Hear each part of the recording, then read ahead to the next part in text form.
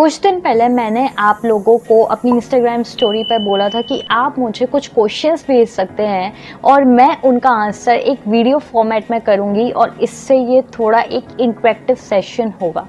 तो आप लोगों ने मुझे काफ़ी सारे क्वेश्चंस भेजे थे जिसके अंदर से मैंने 5 थोड़े से यूनिक और अच्छे से क्वेश्चंस निकाले हैं जो मुझे लगे कि ये थोड़े से एंटरटेनमेंट टाइप के आंसर्स इनमें हो सकते हैं। और चलिए फिर शुरू करते हैं। तो सबसे पहला जो एक बेसिक क्वेश्चन मुझे काफ़ी बारी आ चुका है अलग अलग प्लेटफॉर्म के रीडर्स से और मुझे लगता है कि मुझे इसका आंसर करना चाहिए, वो ये है कि जैसे लॉकडाउन चल रहा है और हम सभी के पास थोड़ा सा टाइम हमारे हाथ में है, तो आप में से काफ़ी लोग ऐसे हैं जो बुक रीडिंग की हैबिट डेवलप करना चाहते हैं कि हमने कभी भी बुक्स नहीं पढ़ी हैं, अभी तक हम रीडर्स नहीं हैं, लेकिन क्योंकि लॉकडाउन चल रहा है हमारे पास टाइम है, इसीलिए हम ये वाली हैबिट इनकलकेट करना चाहते हैं अपने अंदर। तो हम कौन सी बुक से स्टार्ट कर सकते हैं? तो मैंने आपके लिए ये बुक्स निकाली हैं जो लिखी हैं सुधा मूर्ति जी ने। अब मुझे ये 2 बुक्स ऊपर ही मिल गई, इसीलिए मैंने एग्जाम्पल के तौर पे निकाल ली, लेकिन आपको अगर सुधा मूर्ति जी की कोई भी बुक मिलती है आप आंख बंद करके उनको ऑर्डर कर सकते हैं। इसके 2 रीजंस। सबसे पहला, सुधा मूर्ति जी की जो बुक्स लिखी होती हैं वो इतनी सिंपल इंग्लिश लैंग्वेज में लिखी होती हैं कि आपको कोई भी डिक्शनरी वगैरह किसी की ज़रूरत नहीं पड़ेगी, कोई कॉम्प्लेक्सिटी स्टोरी में या लैंग्वेज में आपको नहीं मिलेगी। दूसरी चीज़, इनकी स्टोरीज रियल लाइफ स्टोरीज होती हैं, वो हमें काफ़ी कुछ सिखाती हैं क्योंकि ये चैरिटी का काम करती हैं। ये बहुत सारे टाउन्स में, विलेजेस में गई होती हैं, इनको पता है वहाँ पे इन्होंने जो लिखी हैं वो इंसिडेंसेस हैं, इससे हमें बहुत कुछ सीखने को मिलता है रियल इंडिया के बारे में। तो आप ज़रूर इनकी बुक आप बिल्कुल ऑर्डर कर सकते हैं और डेफिनेटली आपके लिए ये बहुत ही एक वैल्यू एडिंग एक्सपीरियंस होगा। दूसरी चीज़, जब आप रीडिंग राइटिंग नहीं कर रही होती हैं तो आप क्या करती हैं? देखिए, जब मैं रीडिंग या राइटिंग नहीं कर रही होती हूँ, मैं एक जनरल केस में मुझे लॉन्ग राइड्स पे जाने का बहुत शौक़ है। मतलब विद इन सिटी, थोड़ा सिटी के आउटर में, चाहे अकेले चाहे फ्रेंड्स के साथ, मुझे वो बहुत ही एक सूदिंग एक्सपीरियंस लगता है। तो या तो मैं वो कर लेती हूँ या फिर अब जैसे लॉकडाउन चल रहा है तो हम बाहर तो जा नहीं सकते, तो आजकल मैं थोड़ी सी बॉलीवुड की जो पुरानी हिंदी मूवीज़ होती हैं ना वो देख रही हूँ। और उसके अलावा तो फ्रेंड्स और फैमिली से बात वगैरह या फिर कुछ भी मतलब ऐसे कोई थोड़ा सा कुछ कुक कर लिया, मतलब इसी तरीके से फिर टाइम कट जाता है। और उसके बाद है आपको कौन सी मूवीज़ अच्छी लगती हैं? देखिए, मैं जनरली मैं डिस्क्रिप्शन पे जाती हूँ, मैं स्टोरी लाइन्स पे जाती हूँ। तो मैं कभी भी जैसे प्लेटफॉर्म्स आपके होते रहे हैं ये OTT प्लेटफॉर्म्स, इनको मैं कभी भी खोलती हूँ तो मैं सबसे पहले डिस्क्रिप्शन देखती हूँ। मैं जॉनरे बता सकती हूँ अपना, मेरा मेन जॉनरे रहता है हॉरर या थ्रिलर का। इसके अंदर मुझे जो भी डिस्क्रिप्शन जिस भी मूवी का अच्छा लगता है मैं देख लेती हूँ मुझे। लेकिन हाँ, ये नहीं है क्योंकि मैं बहुत ज़्यादा एक मूवी पर्सन नहीं हूँ, तो वो दिमाग में इतना नहीं रहता है कि कौन सी बहुत ज़्यादा अच्छी लगी या कौन सी मैं एक रिकमेंड करती हूँ, जैसे मैं बुक्स को कर सकती हूँ। मूवी के अंदर एक बहुत टाइमली वो चीज़ होती है कि बस अभी 2 घंटे हैं तो कुछ देखना है, तो जो अभी अच्छा लगा वो देख लो। और उसके बाद है ये बहुत एक यूनिक क्वेश्चन मुझे लगा और मुझे नहीं लगता मुझे ये वाला क्वेश्चन कभी भी शायद 15 से 20 साल में पूछा गया है, मतलब आफ्टर फर्स्ट या सेकंड स्टैंडर्ड। और ये क्वेश्चन ऐसा है कि अगर आप इंडिया की कभी प्राइम मिनिस्टर बनी तो ऐसे कौन से 5 चेंजेस हैं जो आप इंडिया में करना चाहेंगी? तो जब भी ये क्वेश्चन मुझे पूछा गया था, मतलब इंस्टाग्राम पे उस टाइम पे, तो आई वाज लाइक कि मतलब ये तो एक मतलब सोचना भी कि आप इंडिया के प्राइम मिनिस्टर बन गए, it is a very very stressful thing.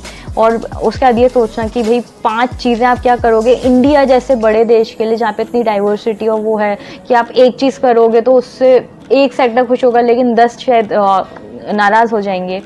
तो मैं काफ़ी इस चीज़ के अंदर हुई थी, लेकिन उसके बाद भी मैंने काफ़ी सोचा और मैंने 5 चीज़ें निकाली थी जो मैं करना चाहूँगी।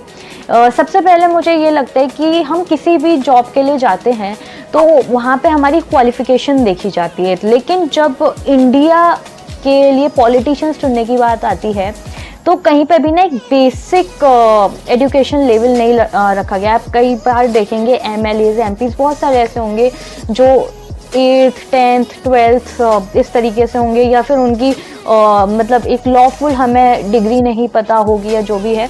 तो मुझे एक ऐसा लगता है कि जब बात आती है इंडिया के लिए पॉलिटिशियंस चुनने की, it is a very stressful, very tedious, very important task, very important job. तो वहाँ पे भी एक बेसिक क्वालिफिकेशन, मिनिमम ग्रेजुएशन इतना तो होना ही चाहिए। तो सबसे पहले मैं ये वाला चेंज करूँगी कि मैंडेटरी होगा हर इंसान को, हर पॉलिटिशियन को ये प्रूव करना कि वो एटलीस्ट ग्रेजुएट हैं। दूसरी चीज़, मुझे ऐसा लगता है इंडिया में जो जुडिशियल सिस्टम है, हमारे जो कोर्ट्स हैं, high court, supreme court, district courts, इन सब के अंदर जो जजेस हैं ना, उनकी गिनती थोड़ी कम है जितने केसेस आते हैं उनके हिसाब से। तो मुझे ऐसा लगता है इंडिया में हमें और जजेस हर एक लेवल पे अपॉइंट करने की ज़्यादा ज़रूरत है, ताकि जो केसेस हमें 10-10 20-20 साल कई बार लग जाते हैं ना, वो नहीं होना चाहिए। हमारे पास इतने जजेस होने चाहिए, इतने लॉयर्स होने चाहिए कि लोगों को जस्टिस थोड़ा जल्दी मिल सके। तीसरी जो चीज़ है वो है रिजर्वेशन। मुझे ऐसा लगता है इंडिया में आज की डेट में हमको कास्ट बेस्ड रिजर्वेशन नहीं, बल्कि एक फाइनेंशियल बेस्ड रिजर्वेशन की ज़रूरत है। जो भी फैमिलीज एक फाइनेंशियल लेवल पे नीचे हैं, उनको रिजर्वेशन का बेनिफिट दिया जाना चाहिए, irrespective of their caste, creed और रिलीजन और सोशल स्टैंडिंग, कोई फ़र्क नहीं पड़ता। लेकिन अगर जिसको सच में उस रिजर्वेशन की ज़रूरत है, उनको वो दिया जाना चाहिए। चौथी और पांचवी चीज़ जो है वो बेसिकली ना सोशल कंस्ट्रक्ट्स हैं हमारे। जो फोर्थ है वो ये है कि इंडिया में बेसिकली बच्चों की जब शादी हो जाती है, जो इंडियन पेरेंट्स होते हैं वो अपने बेटों के साथ रहते हैं, तो उसके अंदर कोई दिक्कत नहीं है। लेकिन जिन इंडियन पेरेंट्स के सिर्फ बेटियां होती हैं, उनके लिए एक प्रॉब्लम ये आ जाती है आफ्टर, जब उनकी बेटियों की शादी हो जाती है तो उनके सामने की बहुत बड़ी प्रॉब्लम आ जाती है कि अब उनका ध्यान कौन रखेगा। और जो एक सोशल हमारा कंस्ट्रक्ट है ना, वो कहीं ना कहीं इस तरीके से है कि एक तो इंडियन पेरेंट्स अपनी बेटियों के ऊपर डिपेंड करने में थोड़ा सा हिचकते हैं, थोड़ा सा क्या काफ़ी, उन्हें एक लेवल की शर्म आती है। और दूसरी चीज़, बेटियों को भी ना थोड़ा सा कंस्ट्रक्ट किया जाता है कि वो अपने पेरेंट्स के लिए आफ्टर देयर मैरिज बहुत ज़्यादा नहीं कर पाती। कहीं ना कहीं ये एक बहुत बड़ा फैक्टर है कि जो इंडिया में एक फ़ीमेल फिटिसाइड काफ़ी किया जाता था, गाँव वगैरह में अभी भी किया जाता है।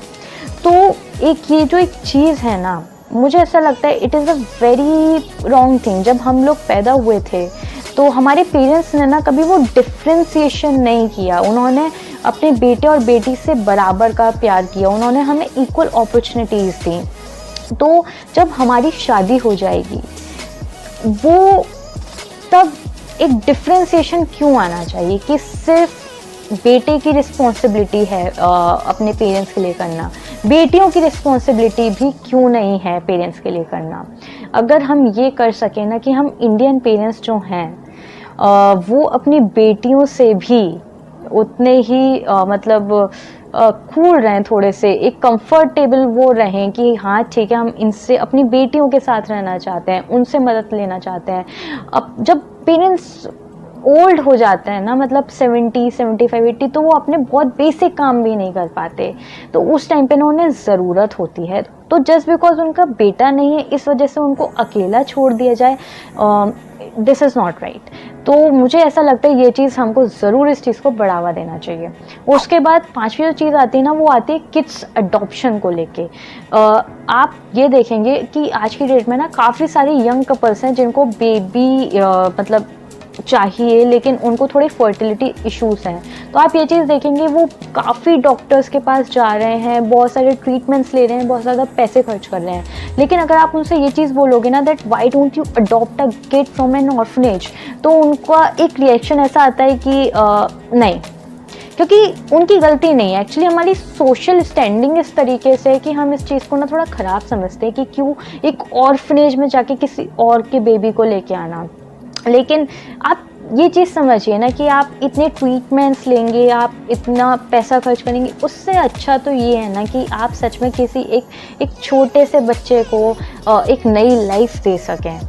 तो मुझे लगता है कि हमें इस चीज़ को भी अपनी सोसाइटी में बढ़ावा देना चाहिए। उसके बाद जो 5th क्वेश्चन आता है कि क्या आपको कभी भी सीए वापस ज्वाइन करने का मन नहीं किया?